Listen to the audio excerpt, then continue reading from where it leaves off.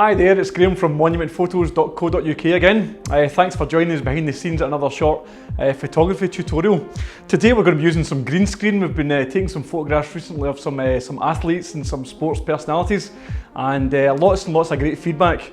So we thought we'd like to see how the shots are actually taken. We're delighted to be joined today by Chris Kleppe. Chris is from California originally, and he's an adventure enthusiast, particularly rock climbing. You see from some of his gear here. So we're going to do an adventure themed shoot on that basis, and let's unpack the gear and we'll get started.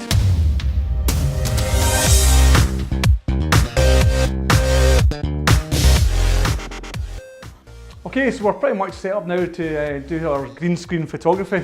This screen here, we're literally using two strobe lights, and their sole purpose is to light the green screen.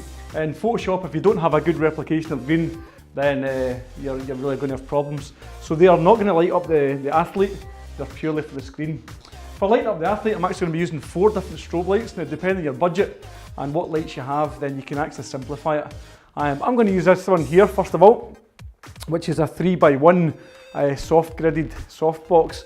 This one here is great for lighting up full length people. Across here I have got another strobe light here. This has got a zoom reflector on it, and it's also got a honeycomb grid. And I typically use this one just to light up the subject's face, really as a fill light. Okay, across here is pretty much one of our main lights. Now this is the 70cm beauty dish. And again, we've got a honeycomb grid on it. That's just going to fill the light into the subject here and create some really nice dynamic shadows. And lastly, across to my top right here, we have got a snoot. Now a snoot really is a conical shape, and it just sends a light to the back of the athlete's head. It gives them a rim light, or we can use that as a hair light. So that's pretty much the setup we've got. You can obviously modify it depending on what look you're going for, but that's a good starting point. We'll take some test shots with it, and once we're happy with the light setup, then we can fire away.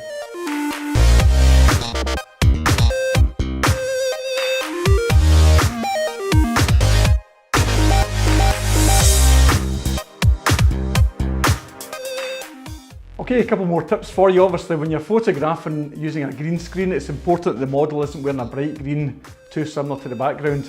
When you remove the background colour, obviously it's going to affect the clothing as well. Next tip, when you're photographing sports models, then it's quite good to simulate sweat by using this here, suntan oil.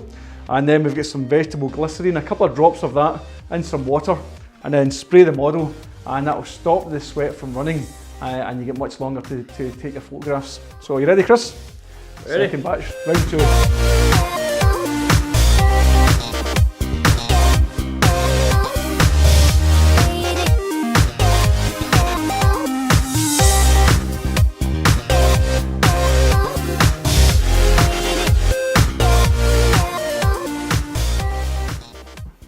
Okay, so we've downloaded the photographs onto the computer now, and I've done a trial image here of the kind of effect I'm looking for with the photographs of Chris.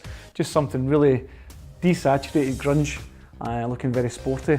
So what I'm going to do is we're going to pick one of the shots, and I'm going to show you how I edit it. There's lots and lots of videos on YouTube which you can watch elsewhere, just to show how to remove the green from a green screen. So I won't spend a lot of time doing that, but I really want to let you see the process that's involved in editing. Okay, so here we've got an image of Chris here with a green screen. By the way, green screen is also called chroma key, that's a technical term for it. But what we're going to do here is we're going to duplicate the layer, and that'll give us a background copy. We'll just hide the background, and we know that we're working on this layer here. Okay, the first thing that I'm going to do is I'm going to get the select tool from the top, and I'm going to go to color range. And you'll see that there's 3 different little eyedropper tools here. You want the middle one. I'll just show you, anywhere that you click on that image, it's going to pick up the colour. So if you've got different shades of green, just click on them all until you'll see the figure kind of masked out there, and then hit OK. Okay, once that's up there, I'm now going to go to select, and I'm going to go inverse. So that's now Chris that's selected rather than the background. And what I like to do is modify that slightly. So we're going to go to a selection, modify and contract. And I find 2 pixels is usually quite a good estimation of where you should be. And that'll just pull it in very, very slightly. Okay, so that's Chris all selected there. You can take more time to do it, we're just doing this quite quickly. Once he's sorted out there, down the bottom of your layers palette, you'll see these little icons. You're going to click on the mask, and you'll see instantly that that's removed Chris from the background. Okay, if I was to just make another layer just to show you, and we'll fill that layer with black. Edit, fill, black, and then you'll see, if I switch it on and off, you'll see that Chris is now separated from the background. So once you're happy with that, let's just drag the little channel into the bin, click apply, and we now have this character which we can move around. Okay, so let's copy this whole layer, and we're going to bring it into another background which I've already prepared for Chris to be dropped into. This here is built up in Photoshop layers and lots of different powder brushes to get this effect. So I'm going to scale Chris up to the kind of size I want him to be.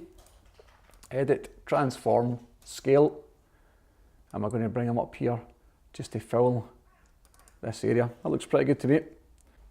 All the layers here, these brushes, are all independent. You can move them around to whatever kind of suits your scene. This looks pretty good to me. You can also turn off some of the kind of background images. I've put a climbing wall in here just for setting the scene. You can have any image at all that you want in the background to suit what you've shot in your green screen. So I'm going to flatten this image here. I'm happy with the way that looks.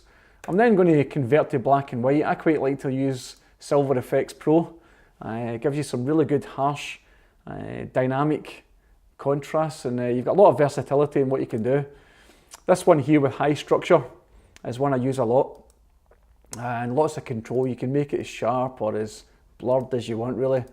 Just totally depending on what style it is you're going for, you make the choices. Looks good to me. Let's OK that one, and this will take a moment just to render.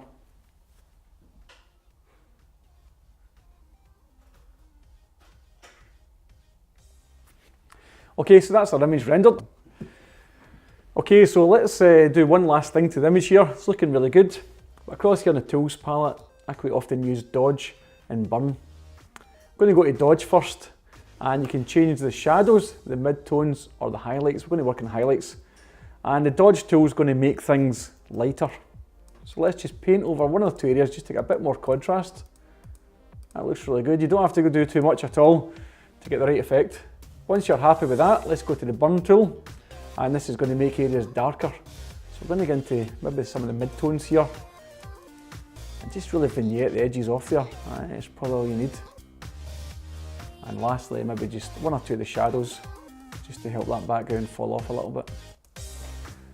Now stepping back, looking at the image, I think that's looking pretty good. So yeah, I'm happy with that. And I think for this particular image, there's not much else we do to it.